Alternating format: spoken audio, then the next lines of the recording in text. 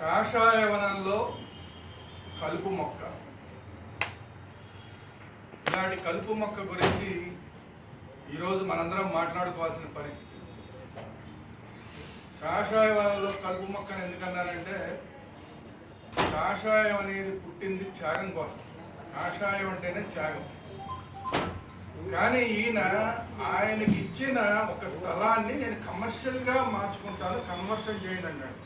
అంటే నేను కమర్షియల్ అని చెప్పి ఆయనే అనౌన్స్ చేసుకున్నాడు. మరి ఇట్లాంటి స్వామీజీ గురించి, ఇలాంటి స్వరూపానంద గారి గురించి హిందూ సమాజం ఏమని అనుకోవాలనేది అందరూ ఆలోచించారు. ఇప్పుడు పొద్దున కూడా మీడియా సమాజం చాలామంది మిత్రులు వెళ్ళారు. ఎవరైనా ఆయన పాదాలను ముట్టుకోగలిగారండి? ఈరోజు నేను ఛాలెంజ్ చేస్తున్నా, ఎవరైనా సరే ఇప్పుడు దాకా స్వరూపానంద గారి ఆశ్రమానికి వెళ్ళిన వారు ఎవరైనా వారి పాదాలను ముట్టుకున్నారా? మీడియా మిత్రులు ఎవరైనా? మీడియా మిత్రులు మాత్రమే కాదు, ఆయన సామాజిక వర్గానికి చెందిన బ్రాహ్మణులు ఎవరైనా కూడా ఆయన తాగడానికి దూరంగానే పెడతాడు ఆయన. సరే, అంతవరకు నాకు కూడా ఇబ్బంది ఏం లేదు. ఎందుకంటే సరే, ఆయన ఏదో దీక్షలో ఉన్నాడు, ఏదో ఆయన దీక్ష ఆయన వ్యవహారం ఉంటుంది. కానీ ద్వంద్వం ఎక్కడ ఆయన అందరికీ అసహ్యానికి గురవుతున్నాడంటే, అందరినీ దూరం పెట్టి నేనేదో దీక్షలో ఉన్నాను, నేనేదో స్వామీజీని అని మాట్లాడే ఆయన ఒక క్రిస్టియన్ ముఖ్యమంత్రిని కావలించుకుంటాడు, ముద్దులు పెడతాడు. ఈయన దీక్ష, ఈయనది కాషాయ దీక్ష. ఇది నిజమైన కాషాయ దీక్ష. ఆలోచించాలి, హిందువులందరూ కూడా ఆలోచించాలి. నేను ఆయన ఎక్కడికో తీసుకెళ్లి నీళ్ళల్లో ముంచాను, గంగలో ముంచి 3 సార్లు ముంచి తేల్చాను, హిందూ అయిపోయాడని చెప్పాడు ఈయన. ఆయన చేసేదేమో, ముఖ్యమంత్రి గారు చేసేదేమో అన్ని హిందూ వ్యతిరేక విధానాలు. తిరుమల తిరుపతి దేవస్థానానికి దయచేసి మీ భార్యతో వెళ్ళండి అని మనం ఇక్కడ కూర్చుని స్వామీజీ కానీ నేను కానీ మేమందరం కూడా అనేక సందర్భాల్లో మీ మీడియా మిత్రులందరూ సాక్ష్యం. కానీ ఆయన ఎప్పుడన్నా ఒక్క మాట చెప్పాడా? ఈయన ప్రభుత్వానికి ఒక గురువులాగా వ్యవహరించాడు 5 సంవత్సరాలు. రాజగురువు అని చెప్పుకుని, రాజగురువు అని డిక్లేర్ చేసుకున్నాడు. మరి రాజగురువు అని చెప్పుకుని ఆయన సరే చెప్పుకున్నాడు. మరి రాజగురువు అంటే, గురువు అంటే ఏం చేయాలి?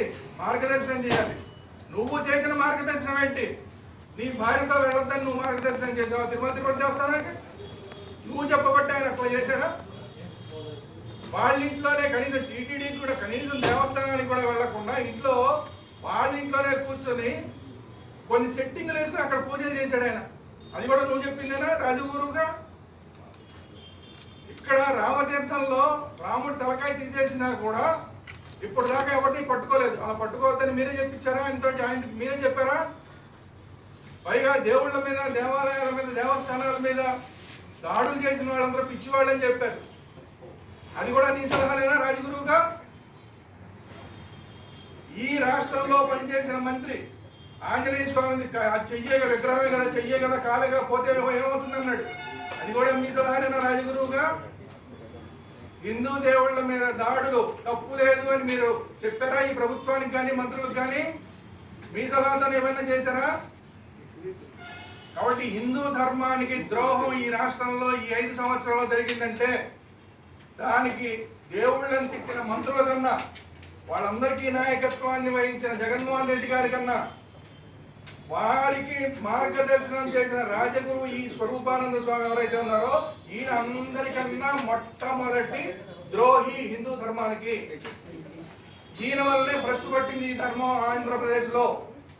కాబట్టి ఇలాంటి వాళ్ళకి పైగా ఇక్కడ విశాఖపట్నంలో స్థలాలు కేటాయించడం, ఇప్పుడు మేమందరం కూడా ఖచ్చితంగా కోరుతున్నాం, స్వరూపానంద స్వామికి శారదాపీఠానికి సంబంధించిన వాళ్ళకి ఏదైతే భూములు విశాఖపట్నంలో కేటాయించారో వాటిని వెంటనే ప్రభుత్వం వెనక్కి తీసుకోవాలి. ఆంధ్రప్రదేశ్ ప్రభుత్వం తిరుమలలో ఎంక్రోచ్మెంట్ చేశారు. వీళ్ళకి ఇచ్చిన దానికన్నా కూడా ఎక్స్ట్రాగా ఆక్యుపై చేసి అక్కడ కొన్ని కార్యక్రమాలు చేశారు, కొన్ని కట్టడాలు కట్టారు. వాటిని అద్దెకించుకున్నాడు, వ్యాపారం చేస్తాడు అక్కడ. కాబట్టి మొత్తం విశాఖ శారదాపీఠానికి సంబంధించిన తిరుమల తిరుపతి దేవస్థానంలో ఏదైతే సత్రం కానీ లేదంటే కళ్యాణ మండపం చేయడానికి వీళ్ళు ఏదైతే పెట్టుకున్నారో, అక్కడ పీఠం అని చెప్పి పెట్టుకున్నారో దాన్ని ఇమీడియట్ గా తిరుమలలో మూసివేయాలి. దేవుడికి వ్యతిరేకమైన కార్యక్రమాలు జరుగుతున్నాయి అక్కడ. అది వ్యాపార కేంద్రంగా మారింది కాబట్టి ఇమీడియట్ గా తిరుమలలో ఉన్న విశాఖ శారదాపీఠం ఏదైతే ఉందో దాన్ని మూసివేయాలి ఫస్ట్.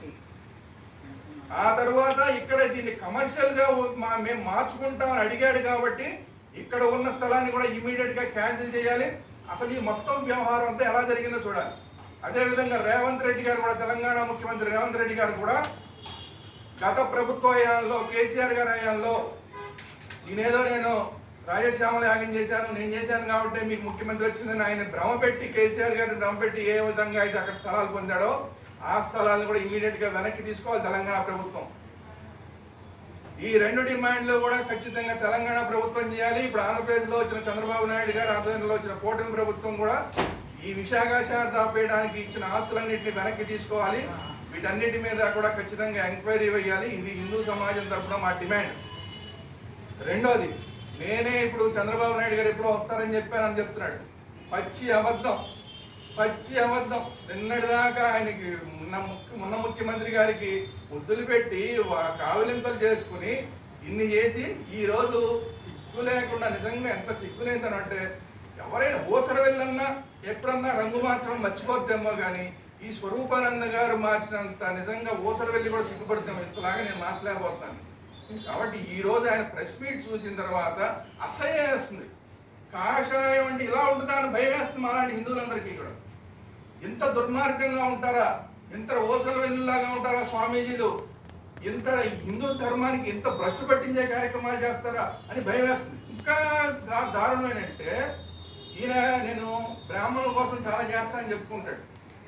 ఆ భీమవరంలో బ్రాహ్మణులకి, పూజారులకి జంజాలు, గుళ్ళోనే జంజాలు తెంపేసి కొట్టినా సరే ఒక్క మాట మాట్లాడిన దుర్మార్గుడు ఈ స్వరూపానంద సరస్వతి. అసలు పేరులోనే అసలు నిజంగా స్వరూపానంద సరస్వతి ఏమిటో, ఈ సరస్వతులు ఏమిటో, ఎలా వచ్చిందో ఈ సరస్వతి. నిజంగా నోటి మీద సరస్వతి ఉంటే ఇట్లాంటి పనులు చేస్తారండి వీళ్ళు. ఎంత దుర్మార్గం అండి. బ్రాహ్మణులకు అన్యాయం జరుగుతున్నా పట్టించుకోరు, హిందూ ధర్మానికి అన్యాయం జరుగుతున్నా పట్టించుకోరు, దేవాలయాలు పూలు చేస్తున్నా పట్టించుకోరు, మంత్రులు ఇష్టారాజ్యంగా దేవుళ్ళని తిడుతున్నా కూడా పట్టించుకోరు, ముఖ్యమంత్రి రకరకాల వేషాలు వేసి సెట్టింగ్లు వేసి పూజలు చేస్తున్నా పట్టించుకోడు. ఈయన రాజగురువు, ఈయన హిందూ ధర్మాన్ని ఉద్ధరించే స్వామీజీ.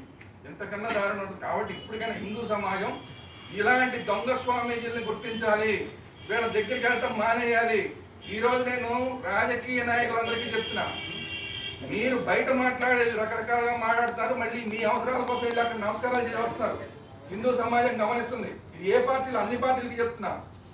హిందూ సమాజాన్ని ఉద్ధరిస్తామని చెప్పుకునే పార్టీలు కూడా ఇలాంటి దొంగ స్వామీజీల దగ్గరికి వెళ్ళి రోజు నమస్కారాలు పెట్టి వస్తున్నారు. కాబట్టి ఇలాంటి వాళ్ళని సమాజాన్ని నుంచి వెలివేయాలి తప్ప వాళ్ళ కాళ్ళ నమస్కారాలు చేయకూడదు. ఎందుకంటే వాళ్ళ కాళ్ళ నమస్కారాలు చేస్తే వాళ్ళకున్న పాపం అంతా కూడా మీకు అంటుతుంది. ఎందుకంటే పుణ్యం, స్వామీజీలు కాళ్ళు ఎందుకు నమస్కారం చేస్తాం, ఆయన పుణ్యంలో కొంత భాగం మనకు వస్తుందని. ఆయనే పైనుంచి కిందదాకా పాపాత్ముడైతే మీరు కాళ్ళు పట్టుకున్నారు, ఆ పాపం మీకు అడుగుతుంది. కాబట్టి దయచేసి హిందూ సమాజం ఇలాంటి స్వామీజీలు కాళ్ళు మొక్కడం మానేయండి. రాజకీయ నాయకులు లాంటి దొంగ స్వామీజీల కాళ్ళు మొక్కడం మానేయండి. దయచేసి విశాఖ శారదాపీఠాన్ని కూడా విశాఖపట్నంలో శాశ్వతంగా మూసేసి, ఇక హరిద్వార్లోనూ ఋషికేశ్లోనూ ఉన్నాయి, అక్కడికి వెళ్ళి హ్యాపీగా శాశ్వత జీవితాన్ని గడపండి. మీరు కనీసం ఈ సమాజానికి మీ చిత్కారాలు వినిపించినంత దూరం, ఎందుకంటే మీరు అంత చిత్కారాలకు గురైపోయారు కాబట్టి ఆ చిత్కారాలు వినిపించినంత దూరం వెళ్ళిపోయి హాయిగా మీ శాశ్వత జీవితాన్ని గడపండి తప్ప విశాఖపట్నంలో మళ్ళీ ఇట్లాంటి పిచ్చి పిచ్చి ప్రెస్ మీట్లు కానీ పెట్టి మేము హిందూ సమాజాన్ని ఉద్ధరించడానికి ఉన్నామంటే మాత్రం డైరెక్ట్ యాక్షన్లోకి హిందూ సమాజం దిగడానికి సిద్ధంగా ఉంటుంది. ఆ పరిస్థితి తెచ్చుకోవద్దని చెప్పి స్వామీజీ వారిని వినయపూర్వకంగా విజ్ఞప్తి చేస్తారు.